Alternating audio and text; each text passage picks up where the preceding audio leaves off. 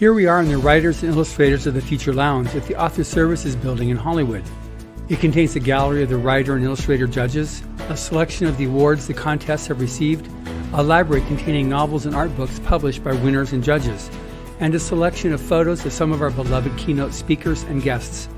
For nearly 4 decades, L. Ron Hubbard's Writers of the Future contest has discovered and nurtured a steady stream of new authors and artists who have changed the face of science fiction. Chosen by an impressive panel of judges, drawn from the biggest names in the genre, contest winners are given the best possible foundation for a long-standing career. Now in its 3rd year, the Writers and Illustrators of the Future podcast continues to provide advice and tips from contest judges, industry professionals, and contest winners for writers and artists wanting to take their next step, along with needed inspiration to keep on going. If you are already a regular listener of this podcast, I thank you. If you are new to it, I welcome you to the weekly installment of the Writers and Illustrators of the Future podcast. This is John Goodwin, your host.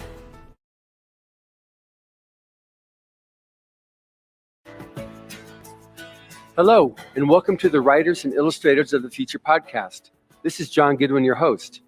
This podcast is dedicated to the aspiring writer and artist and will provide inspiration and tips from top professionals in the field. Today's guest is Philippa Werner. She's the Director of Strategic Partnerships at ScribeCount, and I'm here at Superstars Conference, where I met her today, and I became immediately fascinated with what this is all about. And I think anybody who's either an aspiring writer or artist or an established writer and artist will do well to listen to what we're going to be talking about. She's the public face of ScribeCount, overseeing the customer interaction, content, and overall service side of the company. And her main goal is to reduce friction from all the subscribers. Now, what they deal with is royalties, collection thereof, and making sure that you don't miss out on any royalties that are due. So I'm really excited about this. I'm very happy I was able to meet her here. And so with that, welcome, Philippa. Thank you for having me. Absolutely. So the whole need with intellectual properties and with their books or their art, they get royalties. That's how you make your living, on your royalties. So how much is it a problem? Well, just as a general thing, and then we'll get into the fact that people don't realize how much of a problem it is, quite possibly. How much of a problem is it on people not being able to realize royalties due? There's a couple of problems. So one is the sheer amount of time it takes to be collecting them. There are a lot of indie authors that were spending several hours per day collecting their royalties because they were on several different platforms. When you have a limited advertising budget, you are trying to pivot very quickly. And that means that you need to know what is going on, which meant that they needed to be on top of the royalties every day. It was cutting into their writing time. It was cutting into their just being a human time. It was also a very error-prone process because it doesn't matter who you are or how detail-oriented you are, you will eventually end up copying and pasting something into the wrong column or wrong row, and then it will take hours for you to figure out where you went wrong. You'll be working on the wrong information. So as much as you can smooth that out and automate it, that's good. Gives you time back for your art. And then there is the issue of when you're looking at a sea of numbers, you don't always catch things. And so there are 2 aspects to that. One is that being able to visualize it gives you a different picture. There are some people that can look at a column of numbers and picture the pie chart in their head. For most of us, that's really not true. And so seeing it on the page is it's genuinely different. And so there are a lot of people that are worried about distributing wide because Amazon is, the behemoth. And so they think, well, I'm afraid to move away from it. It's going to be a lot of work. And even I, who had been involved in ScribeCount since the very earliest versions, it was a revelation seeing how much was coming in from Kobo and Apple. And it really does hit differently. And if you can visualize your royalties, for instance, against your day job, or look and see, wow, I am making a huge amount in paperbacks or audio, or it gives you an idea of where to go.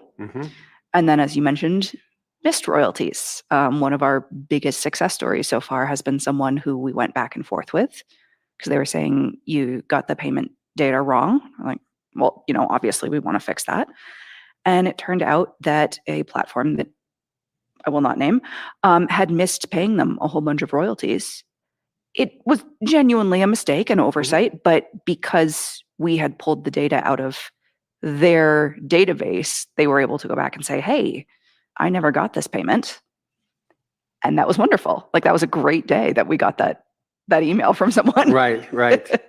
So now with scribe count, I mean, I know that the way that an author or an artist makes their living is on royalties. You get an advance, but it's advance on royalties. So it's still royalties.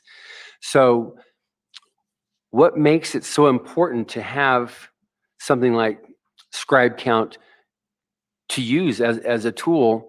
And I mean, we have an hour here. We're going to be discussing different aspects of this. But initially, what makes it so important as a tool as compared to just keeping your ledger there and just, okay, good. So I've got my books here and I will get them here. So I got my statement. So this is my royalties. And yeah, it's almost like using a trope in your writing.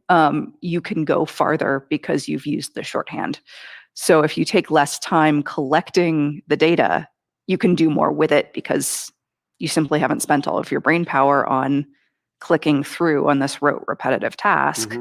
And you can go farther, and because you've collected it differently, you're much more easily able to see anomalies and just pick out different things and run with them than you would be if you were spending those hours collecting it, and then it's the end of the day and you have to sleep at some point. So yeah. So now, like, you can file income taxes. You can do the basic, okay, here's my W-2 forms, and I'm not going to get into all that other stuff. I'm just going to file it basic and submit it and be done with it. Or you can do all the other, explore all the different avenues, and maybe you can get something here and maybe something there and turn out to do better if you have an accountant and they help you. Even though you're paying the accountant, you're able to dig much more deep into something, and their job is to know all the tax laws and codes to be able to help you as much as possible. Is that a fair comparison to what you are? A little, yeah. And I want to be very careful. So part of my background is in finance. And we did briefly discuss, did we want to be working with any tax forms? And no, we did not want to touch that with a 10-foot pole. But we have discussed the fact that people's accountants can talk directly with us, and they can print out one report for their accountant. And so that then makes their accountant's job easier. It means the accountant can spend extra time looking for deductions and all of that. You can also track your expenses, which makes it easier to tag to different things. And yeah, it takes, even if you're using TurboTax, not having to go through and have just a guess of what you're going to have to set aside for taxes or any of that. You can do a one click and say, okay, this is how much I've made this year. This is about how much I'll need to set aside. Or, I've just flipped up a tax bracket or whatever it might be. Right. Okay. So now with scribe count, the obvious first question I came up with when we talked, okay, good. So this sounds really cool. So what's it going to cost me? Yep. So I'm a poor starving artist. I'm just making it, I'm getting it out there right now. So I got my first couple books out there and I've got different places there. So what's in it for me?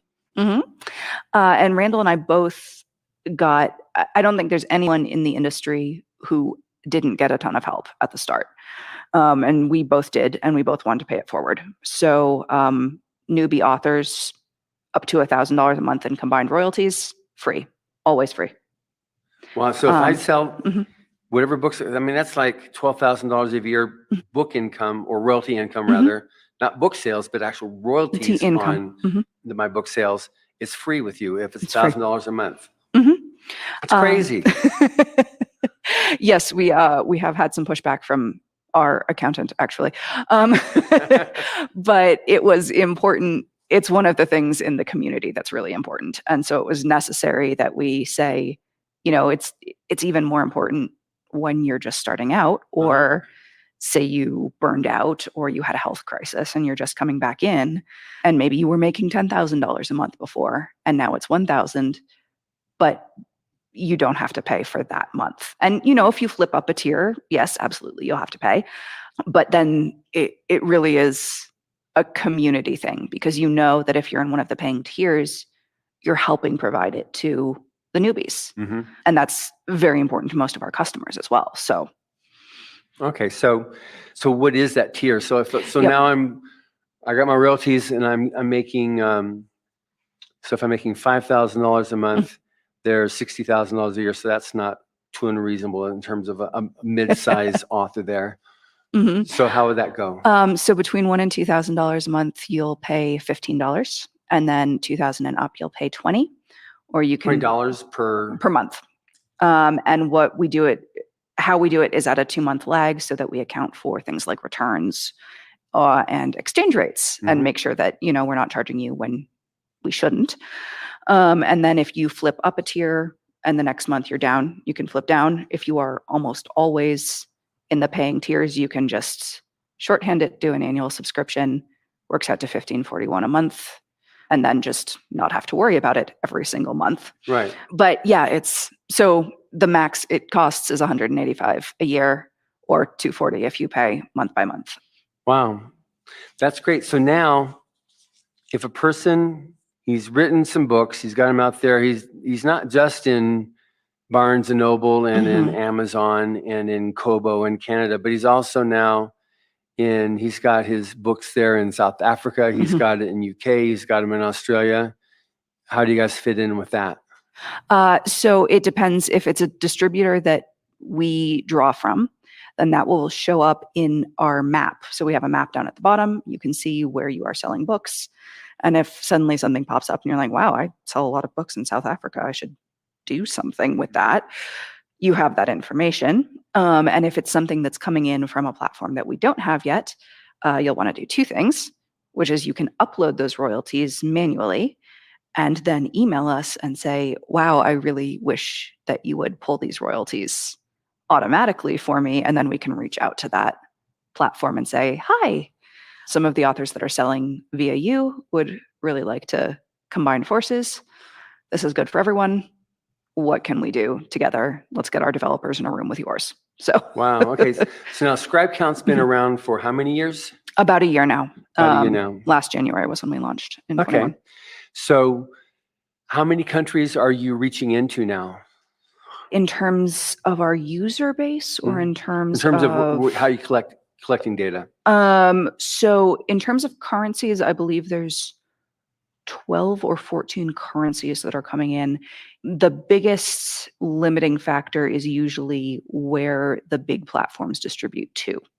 So there is definitely a dearth of Central African, particularly Southeast Asian, Eastern European distribution channels, but places like Draft2Digital are always working to get, the next Tolino or anything like that. So as they expand, we expand. Right.